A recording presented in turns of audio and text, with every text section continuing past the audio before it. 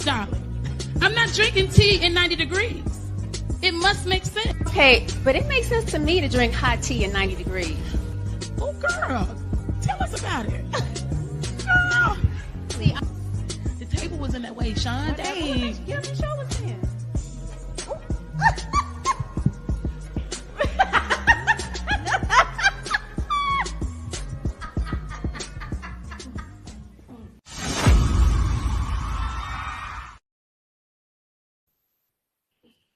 Good morning.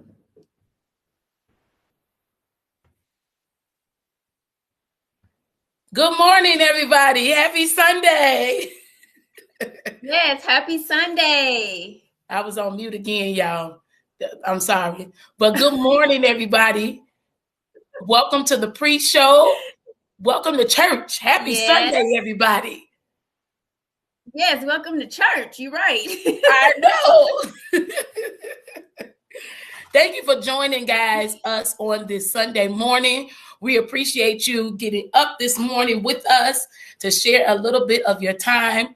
And we won't be long, but we want to give you a little bit of us to take with you throughout the week.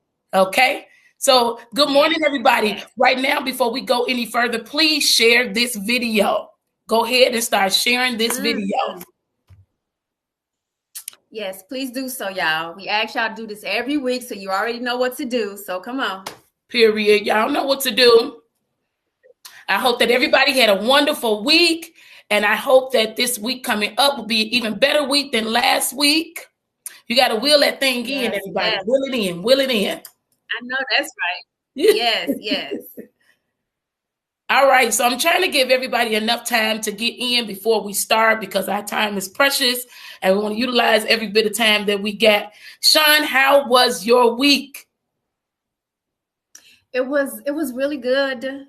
I had to shovel snow, but that's okay. That's all right. But it wasn't bad at all. It wasn't that bad. It was a little bit of snow. Good morning, Lady Lisa. Good morning, Auntie Gwen. Good morning, Sister Vanessa. Hey, Felice. Yes, you guys come on in. Yeah, my week was good too. How was your week? It was good. It wasn't a bad week. Busy week as usual. But that just comes with the territory and what I do for a living. But it wasn't a bad week at school at all. Okay. It was a week. It was a week. All right, so I want to dive right in, Sean, because like I said, our time is very precious and we have a short amount of time. So I want to go ahead and dive right in. So what's the Dilly'O? This week, or the last couple of weeks, we've been hit with a lot of tragedies in our world, in our nation. And it's almost like where we're taking so many steps forward and then we're finding ourselves taking a lot of steps backwards. It's an unfortunate thing because these things that are happening in our world, they're not just affecting the people that it happens to, they're affecting everybody to a certain degree. Exactly. Right. It's leaving us devastated. For some, they're confused. And for many, they're angry. And we're trying to figure out how can we get to the bottom of some of these issues and come up with a sensible solution for both parties. So I'm talking about the incident that happened on January 7th, for those who don't know, with Tyree Nichols. I want to say it's Nichols. This was a black man that was pulled over by the Memphis PD for a traffic stop. This is what was reported.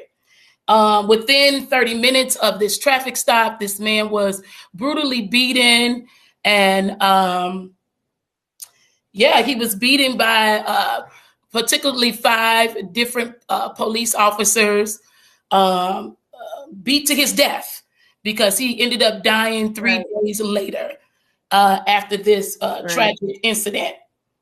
This unit, which was called the Scorpion Unit, this unit was supposed to be a special unit that was supposed to fight against street crime and basically against anything negative that's going on in the streets. But it did everything to contradict. They did everything to contradict what they stood for, I should say. They did everything they contradicted everything they stood for.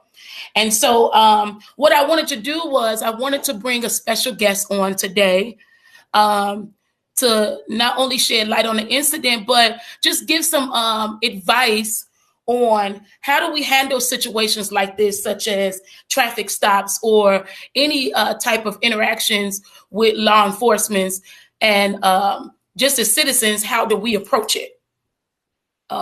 Is there anything that you want to add, Sean, before we bring our special guest on? Well, I wanted to ask, like, when you've been pulled over, what are the things you should not do? Okay, let's bring our special guest in first. So let me introduce our special guest right now. His name is Brother Julian, and I don't want to say much. I'll let him take the lead on this. Welcome, Brother Julian, to What's the Dilly'O. How's it going, y'all? How's everything? Lifeline Church family, how everybody doing? All right. We're doing good over here. How are you? Great. All right. Good. Before you jump in, Brother Julian, we just want to say thank you so much for giving us a little bit of your time and your expertise. We really appreciate it. And we love you for that. No problem. Anytime I get to come on the pre-show for Lifeline Church with Sister Tiffany and Sister Bashan, man, I made it. I arrived. Look off Chicago. You arrived. I arrived. Hey, what's up, Sean? I like that background you got there, Sean. What up, Julian? Okay, so Brother Julian, real quick, introduce yourself, who you are, and what you do for a living. Go ahead with that. Okay, all right. So real quick, I'm Julian Morgan. I am, if people don't know, I am the Sister Bashan brother-in-law. You ain't have to say all that. I wasn't gonna tell nobody. Oh, you know what I'm saying? So that's why, we always play and mess with each other like that. So so I'm a Chicago police officer. I've been on the job. This is my 18th year. I also it goes by real quick, I tell you that. I've been in some of those specialized units that you had talked about earlier there, Sister Tiffany.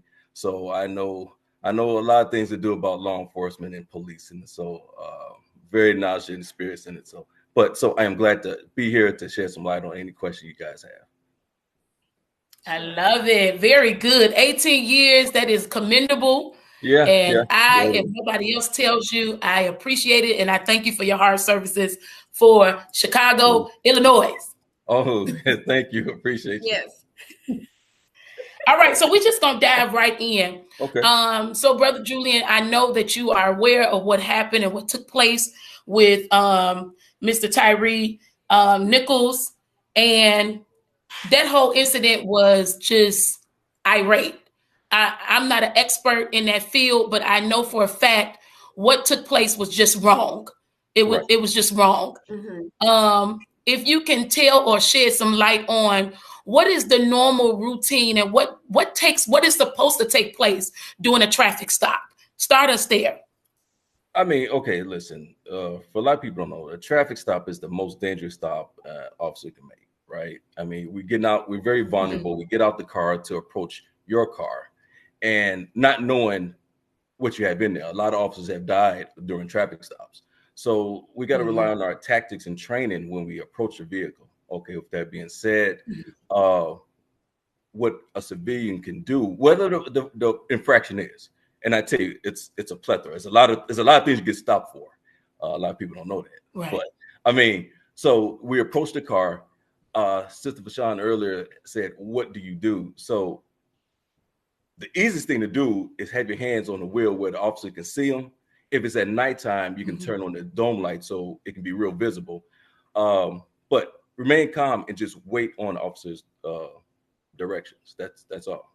That's it. We don't have to reinvent the wheel. We don't have to, dig real deep into this. It's very simple. Officer approach your car. I know it's stressful and it's a little tense. Just remain calm. Just have your hands where the officer can see him, and just wait on his direction. That's all.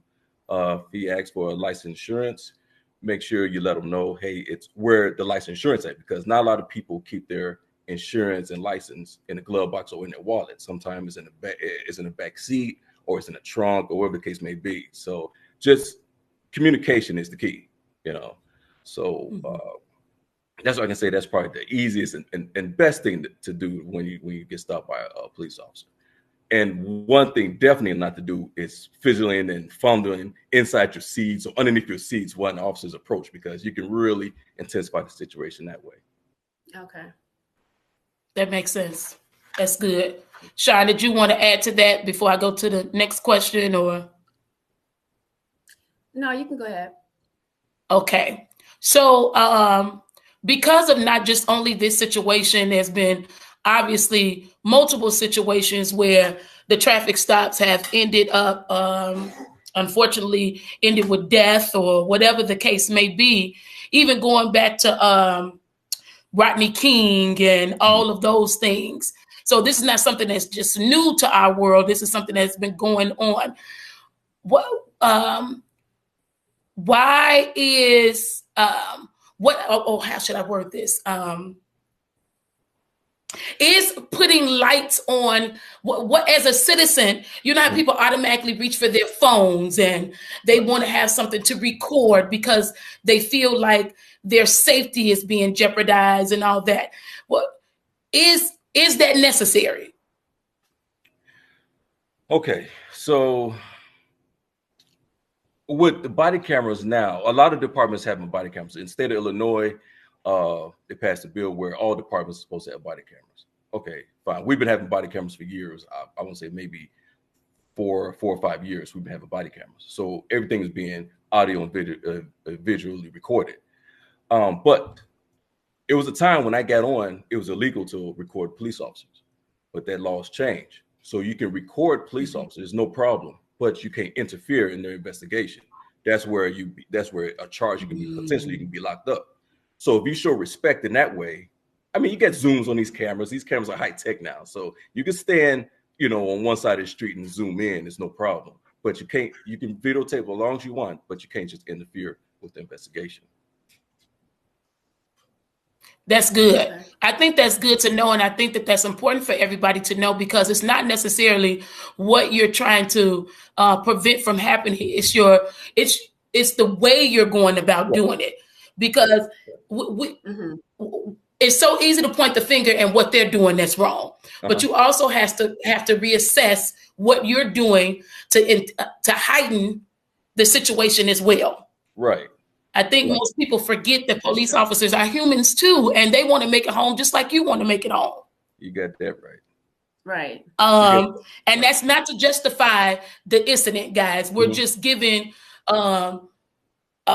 scenarios or situations, so hopefully we don't end up in these type of situations. And if we do, we know how to handle ourselves in case this does happen.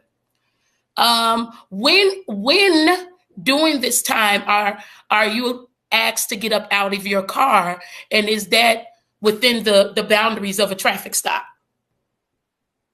Okay, so a couple things. If you don't know, the Supreme Court had passed a law. I forgot. Forgive me. I forgot what year, but it's called Pennsylvania versus Mims. Now, it states in the law, it's a Supreme Court law where if an officer asks you to step out the vehicle, you have to by Supreme Court law. But it doesn't give the officer permission to go through to search a vehicle without consent under the Fifth Amendment. So technically, when an officer come up to your vehicle and asks you to step out the car, by law you're supposed to, but that don't give the officer the right to search your vehicle. Okay, so there's a lot of misconception on that, because I get that a lot. I don't have to step out my vehicle. Well, I mean, technically you do, but I also want to iterate. The police officer have to control the scene and the situation.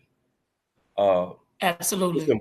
It's important for officers, I want to say, to always be calm, because just like a civilian can heighten the situation, the police officer can heighten the situation as well.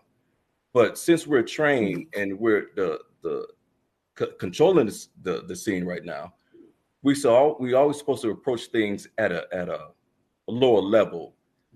So in that way, you can work effectively. Your mind is not judgment. You're not judging anybody. You can be fair and unbiased.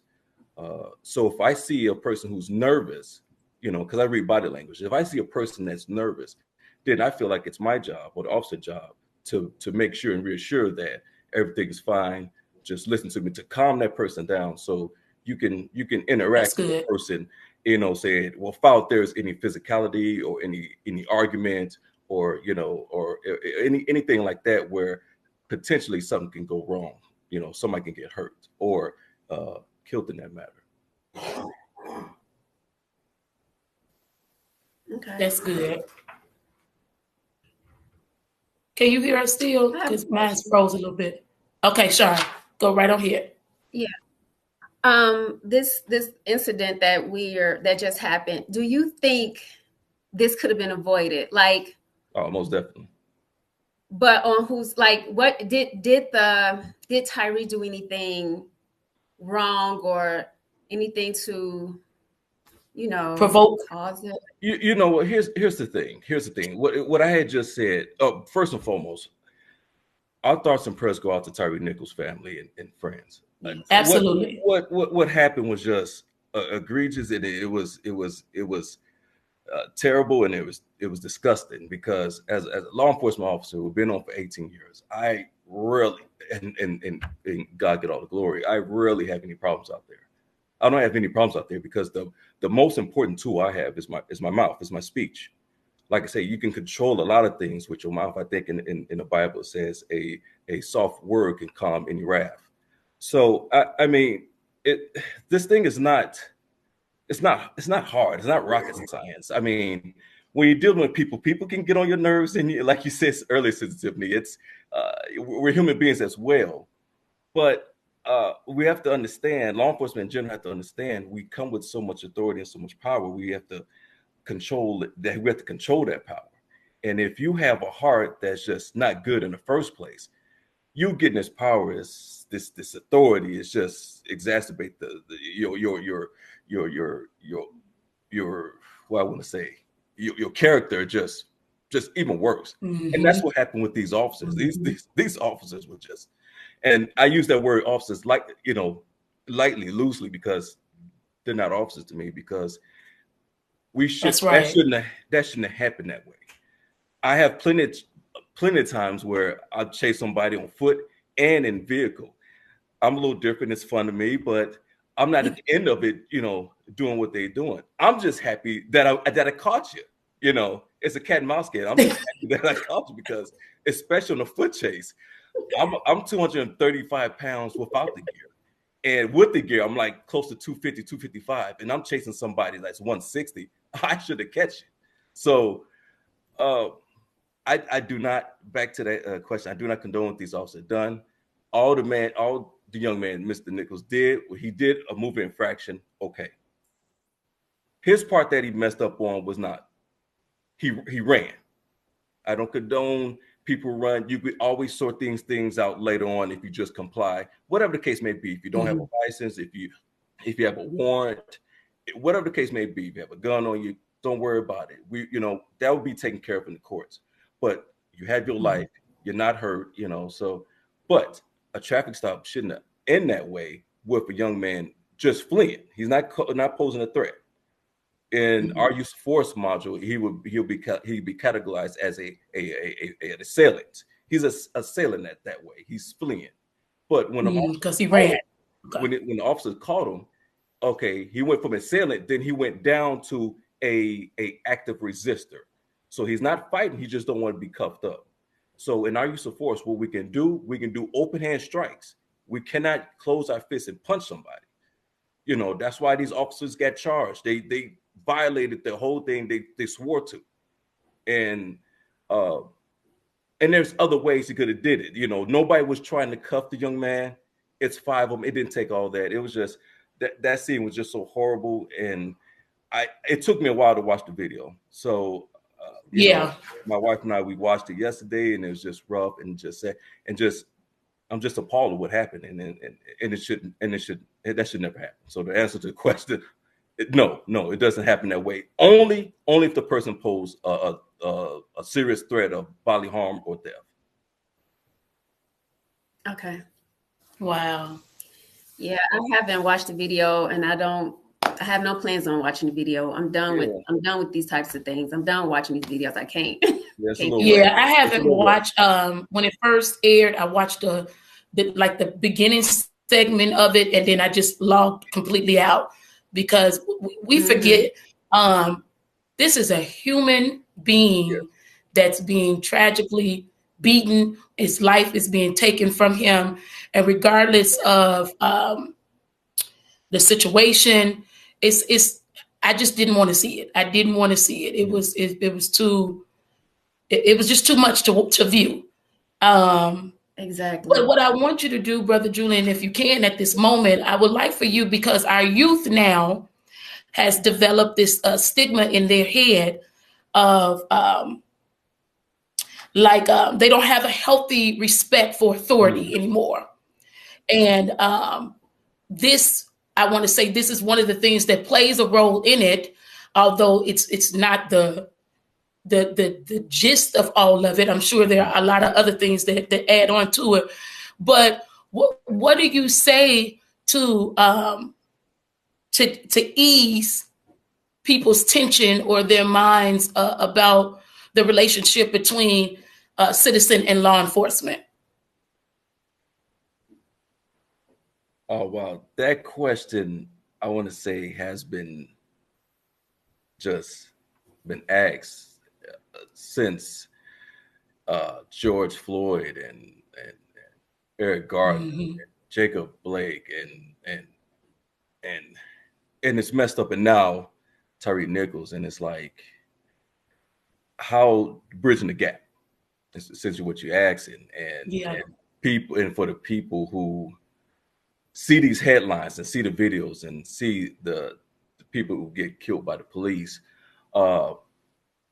and it's a real deep thing that's what's going on, because just recently I was in a convenience store. I would just tell a quick story, and a little girl came in. I think she was about 6 years old, and first she asked me, was I buying donuts?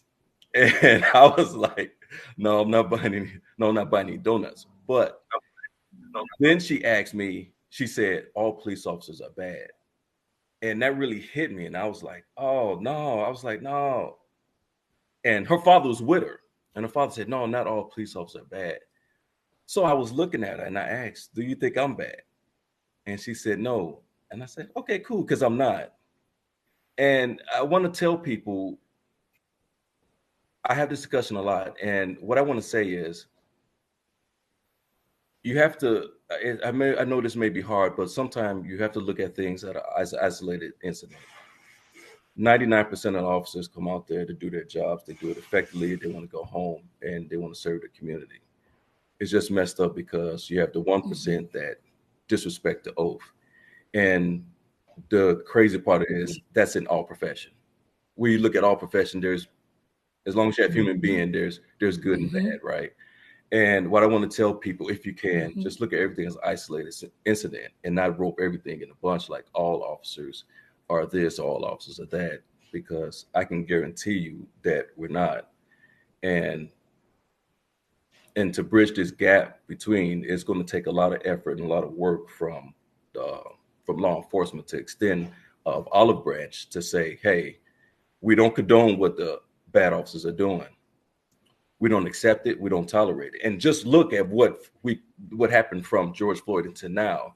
These five people not only were fired right away, but they was also convicted of second-degree murder and also battery and other charges.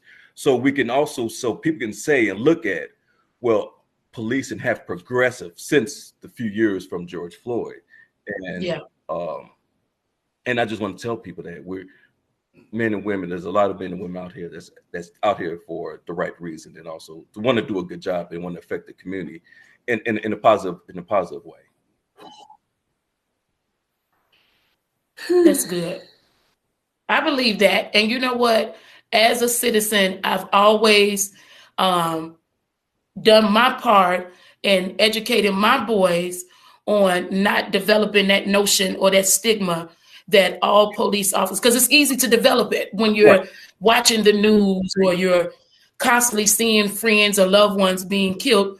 But also as citizens, we have to educate ourselves on not just getting that small portion of the story. Right. We don't know the whole gist of the story. We just get a bit and we run with it. Right. And because that's true, the police officer is the easier target, you're at fault. They're at fault. Mm-hmm. Not knowing the full story of what took place. At the end of the day, my whole take on it is we're supposed to be working together. We're a team, the community and the law enforcement, to keep the bad people in the world safe. Mm-hmm. Oh. Right. So that's going to take all of us to do that. And it starts with what we allow coming out of our mouth. We cannot be feeding off into what some say. All police officers are bad. And then here you come with your adding on with your negativity. And then it goes from a golf ball to a football to a basketball. It's unnecessary. Well, that's how avalanches start. It starts from a little snowball, and it keep rolling to a big giant ball and just tears up everything. And it's not healthy. It's not a good environment. And then when you have preconceived notions, or you have these wrong titles of what happened. That's why I'm not a big advocate of releasing videos to the press, because now you have a narrative that we only know parts of the story. Yeah. So now you have public perception like, hey, this is what this officer done.